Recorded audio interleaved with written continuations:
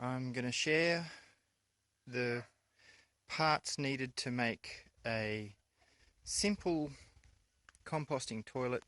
This is the one that I use in my work shed. It's just a quick and easy way to get a toilet somewhere.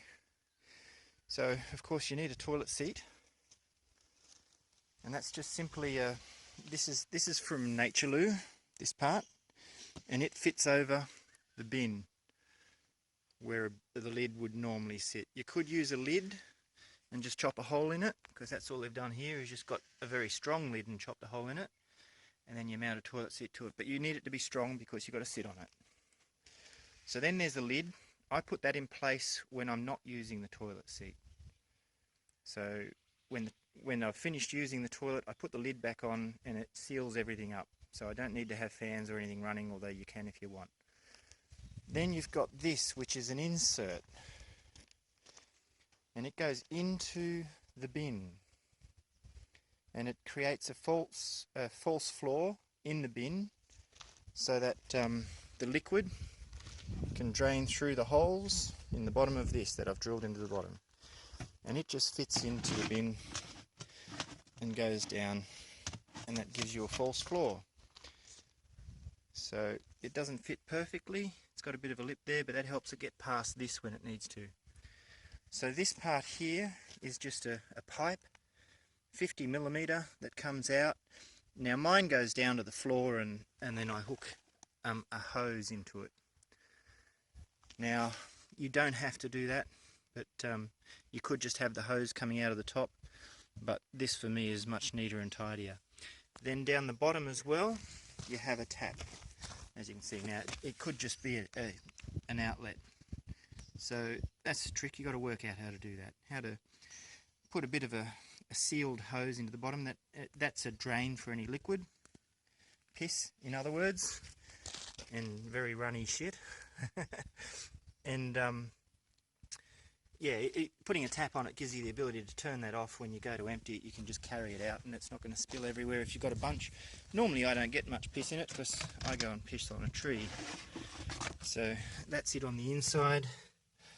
Just got a nut and stuff there just to make it fit well. Sorry about the mess. I've used this toilet for many years and it's still in pretty good state. So then after all that, you know, the trick is to get the right size tub that fits in there nicely and creates a nice floor. And you know, but I'll leave that to you guys to work out. And the bin height, well, I don't know, whatever height you sit at, I suppose. I don't know if you can tell what size bin that is. I can't see a size on it. And so then your hose hooks up, and it goes on to... What's going on there? Hang on a sec, stop. I'll continue on from where I left off. You hook your hose up to that outlet. I've got a little joiner piece, 50mm joiner piece, that helps me join onto that.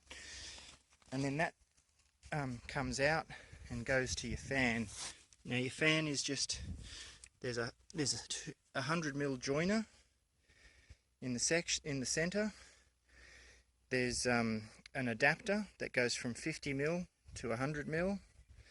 Inside that I've just put some gauze to try and slow the bugs down. You don't stop them altogether, but you also don't want to stop the air getting through. So if you can come up with a better filter, then go for it. But you know, you can't keep the bugs out. They seem to get through this size filter, this size gauze. And I've just squashed that gauze into there.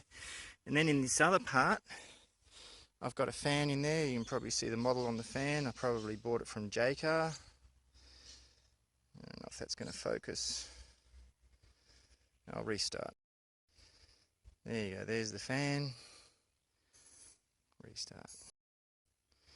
So then with the fan, I run the wires down the side of the 100mm adapter, down the inside, and then I just squeeze them through the side there, and then just obviously put a joiner on there, and that's the plug I use to hook 12 volts up to it. And then you've got your 50mm piece there. I shrink the end, I cone shape the end of it with a bit of heat so that it can slide it onto the hose well. So I'll just put this down and I'll... Righto, so you got your fan side and your filter side, and you put them together, and then that goes into your hose.